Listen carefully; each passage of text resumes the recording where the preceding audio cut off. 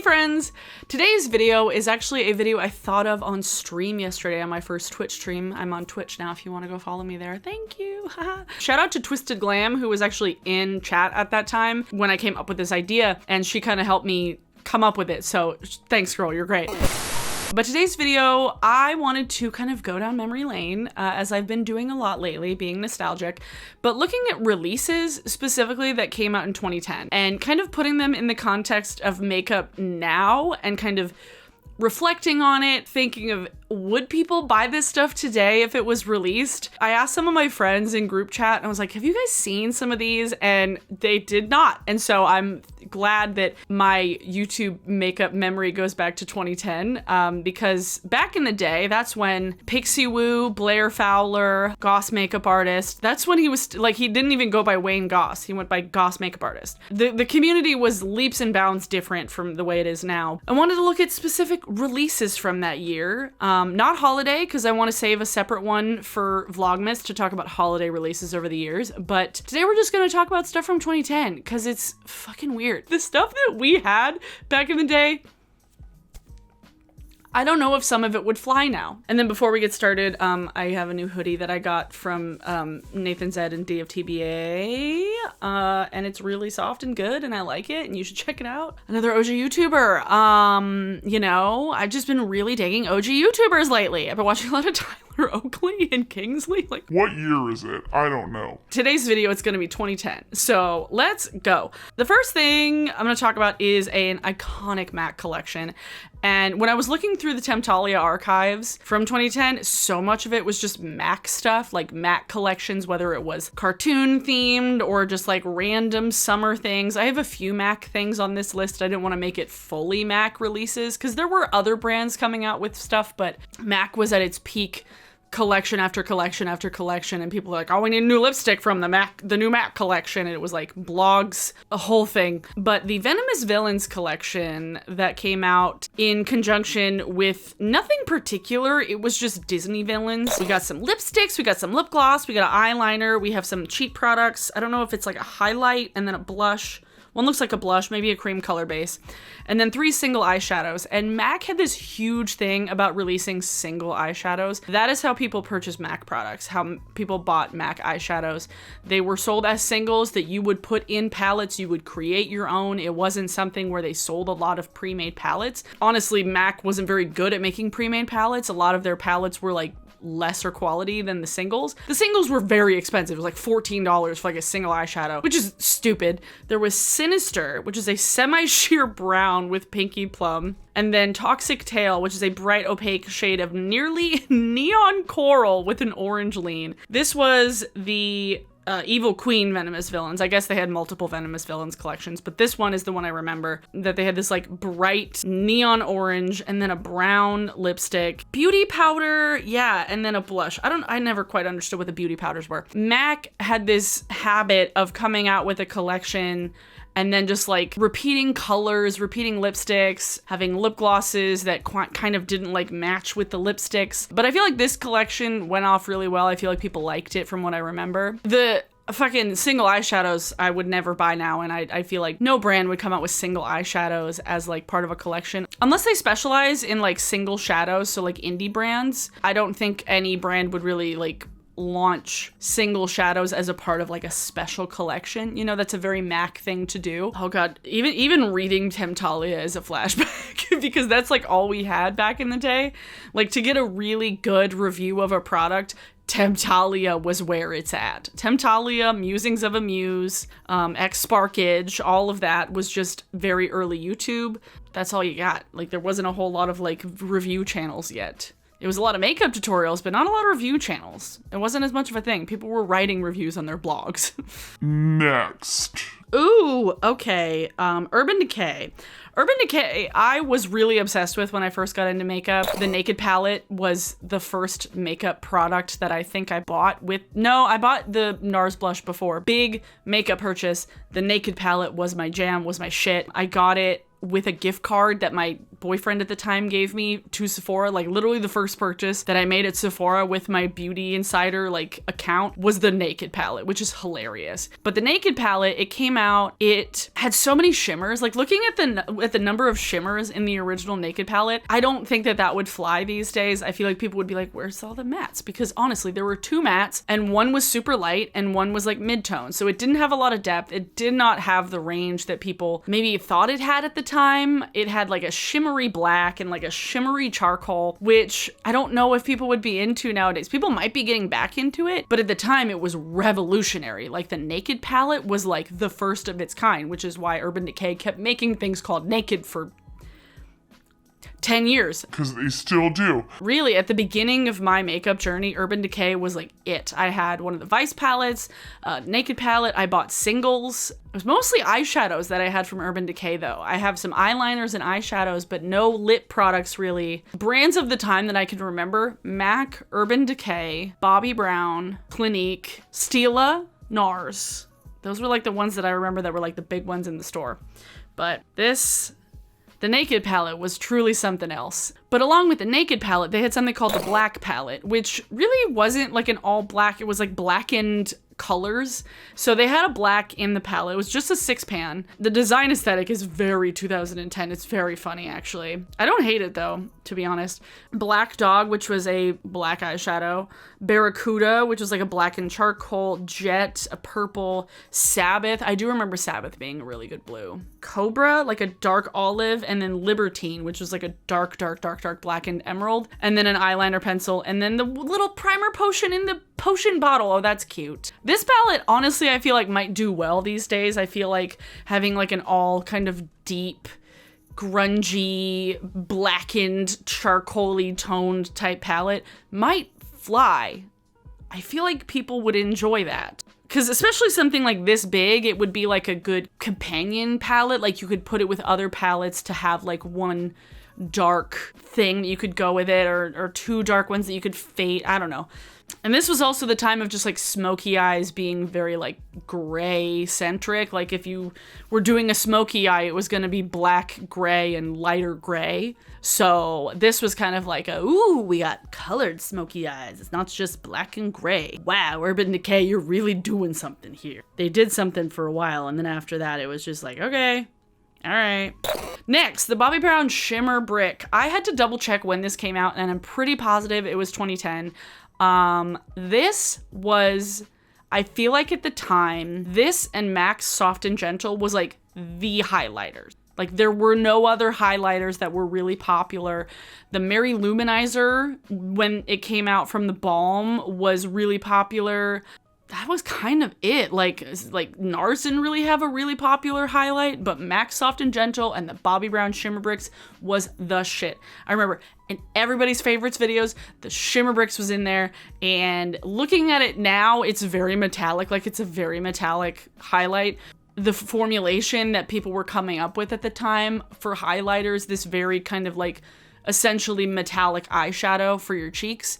Now I feel like a lot more highlight formulas are a bit more innovative, a little more wet looking, a bit more silicone-y. But back at the time, it was just like, let's add some fucking metallic shimmer to a powder and then we'll put it all over the face. This is a very intense highlight. I do remember. I'd never bought this one, but I bought MAC Soft and Gentle, and I felt like such a bitch because I returned it less than a week later because it made my skin look terrible. I don't know if I'd feel the same way now, but this one, Shimmer Bricks, was iconic 2010, I will say. Shimmer Bricks was where it's at. Ooh, Too Faced. Let's talk about Too Faced. I don't know if Too Faced was at its height then. They didn't come out with a chocolate bar palette until 2013. I double checked and I was like, really? Was it not that long ago? But in 2010, they had these like weird palettes. They've had like iterations of them in years later, like the natural eyes, like the little ones that were like 6 eyeshadows and then like 3 face powders in like a little square palette. They don't do those anymore, but this was one of, I think, the first incarnations of it, which is the Fun in the Dark palette. Ooh, it's got a bronzer, a blush, it's got Papadon Peach in there? Okay. 2 bigger powders, 2 medium powders, and then like 4 little guys. I don't quite understand what it is supposed to be. It doesn't really make sense now, and I don't know if it made sense back in the day. Also, the packaging is so ugly. The packaging is ridiculous. The Quickie Chronicles. Oh, it's supposed to look like a romance novel? Oh, that was like peak cringy Too Faced. And also this has zero depth as far as like range of colors. So they haven't adapted that much since then. Nobody would buy this these days. But honestly, this looks like pretty much all of Too Faced holiday collections. Yep. Boring. Ooh, okay. Now we're getting back to MAC. I've actually given a bunch of stuff back to MAC. This was one of the first lipsticks I ever fell in love with, and I never bought it. And I was so upset about it because this is the Viva Glam Cindy. And I still own the Viva Glam 1. I've owned the Viva Glam 1 and the Viva Glam 5. I think I lost the Viva Glam 5. I was very sad about it because I really liked it. But Viva Glam Cindy was this coral, semi-sheer, glossy finish lipstick that was like a perfect combination of like coral and pink and red. It was just perfect. I never bought it. I tried it on in the store and I wore it around for the rest of the day and I fell in love with it. And like the next day I was able to make it to the mall to buy it. They were out and I was so sad. It was so sad. I ended up getting that one that was like kind of similar. I got On Hold, which was a cream sheen finish. So it was like slightly different. I think Cindy was like a luster formula. I don't remember, but this lipstick was so good. Like it was such a good lipstick. I definitely don't think it's really much as far as like trendy now, but this one came out with the Viva Glam Gaga 1, and I know Gaga's done like 2 or 3 different Viva Glam lipsticks with MAC, but this was the first iteration, which is also very early Lady Gaga because it's like a pastel Pepto-Bismol pink, which is not a color that I think that she would rock so much today, and I don't think either of these colors would sell very well today. Pastel baby pink. I mean, Robert Welsh talked about it so well in his video recently where he was doing makeup in the way that he hates, but everybody was into that pastel white base baby pink. It was like Snob and Saint Germain were like the lipsticks. This was like the slightly more warm tone pink. I love the Viva Glam Cindy lipstick. Like that's one of my biggest makeup regrets, not getting that lipstick when it came out, which is very dumb. I'm like, it's not that big of a deal, but I really liked it. Next. Oh, Tarte. This will surprise. Well, actually, the color story isn't that surprising. This was a palette that my sister owned for way too long. Like, she got rid of it last year, I'm almost positive. Tarte did a collection with True Blood, which is so out of character for them, but I kind of love it. This was back at like the height of Tarte's popularity, I think, when it was really, really getting like the Amazonian clay blushes were like cult classic at that point. Everybody loved them. Everybody was buying them. Everybody was talking about them in videos. And they came out with this palette, the True Blood palette, that looks like it's got like a corset on. It's very sexy. The colors on the inside do not match the outside. Again, Tarte is very bad at that, at making things match. Thanks, Tarte, for never changing. Because the colors in here are like kind of muted. But Libby used this palette for years, like 4 years. I'm not surprised that the colors look like this based on how Tarte still does things. I feel like if it was sold today, I don't know if people might buy it.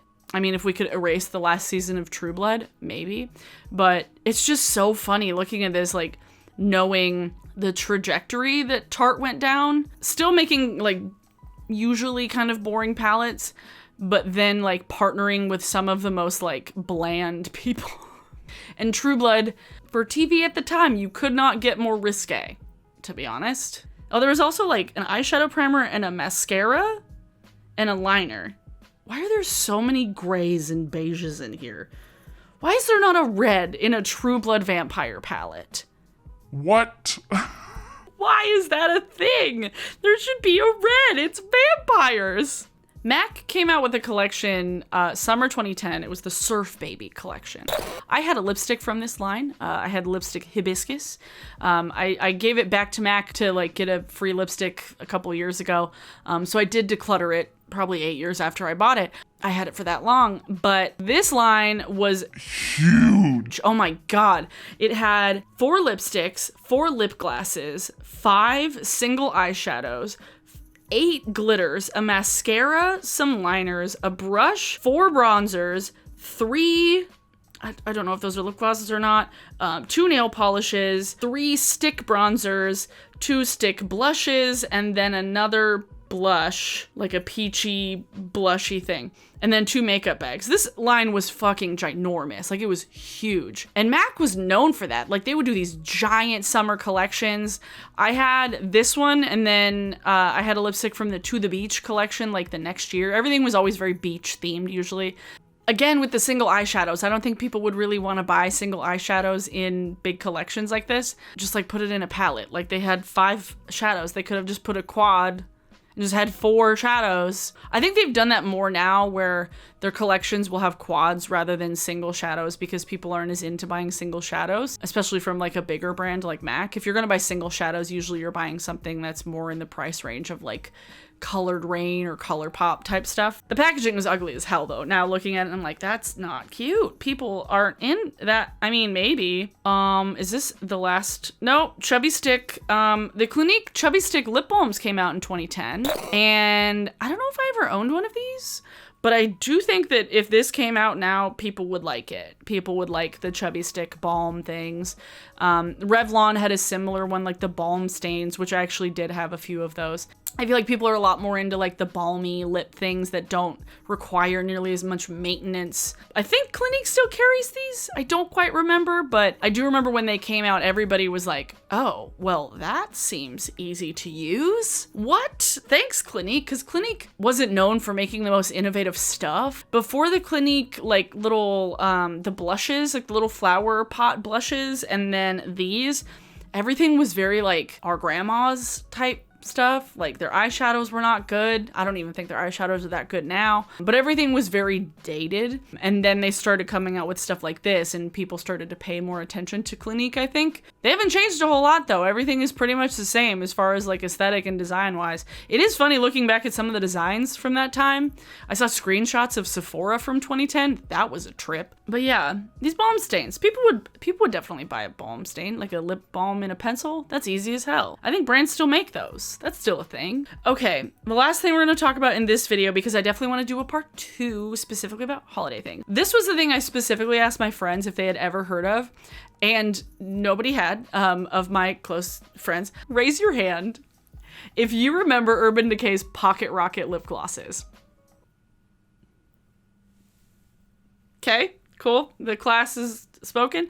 These lip glosses were pure chaos. They actually had a lot of different shades. They had like a brown and like a dark brown and like a hot pink and a fuchsia and a white frosty and like a red. A lot of colors. Actually really good lip gloss colors. And I heard really good things about the lip glosses themselves. But these lip glosses, whilst pretty, the lids contained photos of grown men. One side, they were in like a suit and stuff.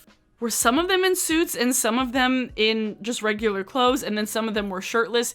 It was just a bunch of like pretty dudes on the lids and the caps of these lip glosses, which is so funny because if any brand, rightfully so, if any brand came out with a lip gloss where they put like an actual photo of a woman in a lid of like a little cutout of a lady, not like a cartoon, not like a drawn, illustrated one. No, like a straight up like photo, like a stock photo of a lady in a lip gloss, calling it Pocket Rocket.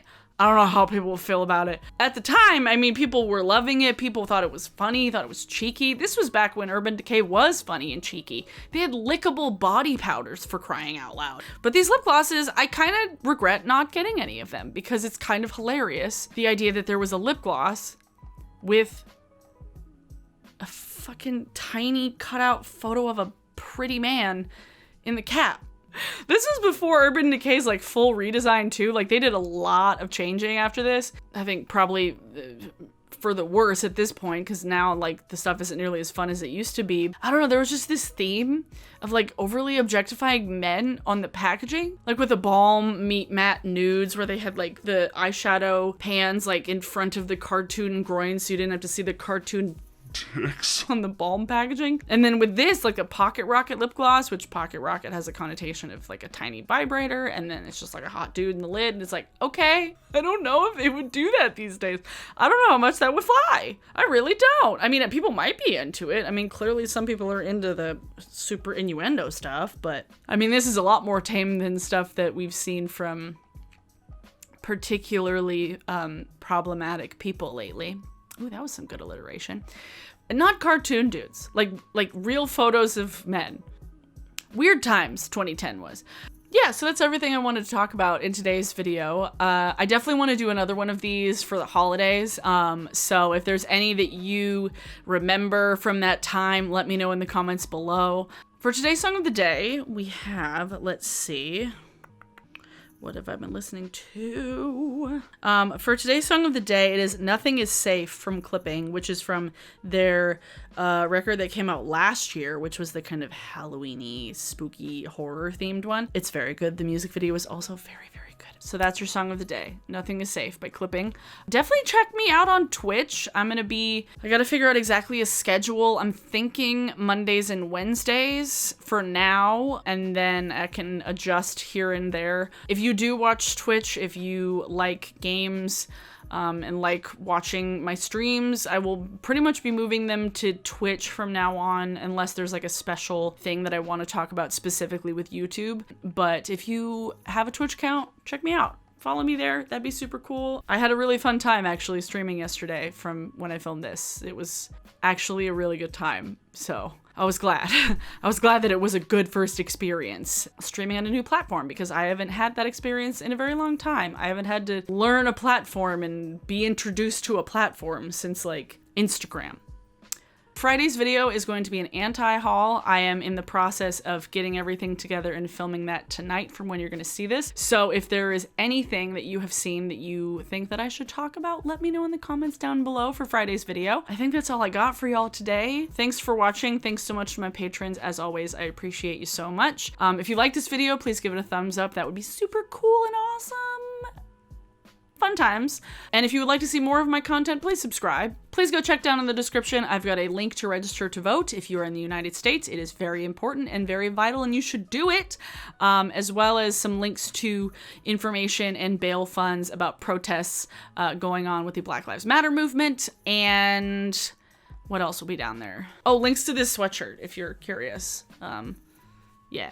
So thanks for watching, everybody. I will see you all in my next video. Bye.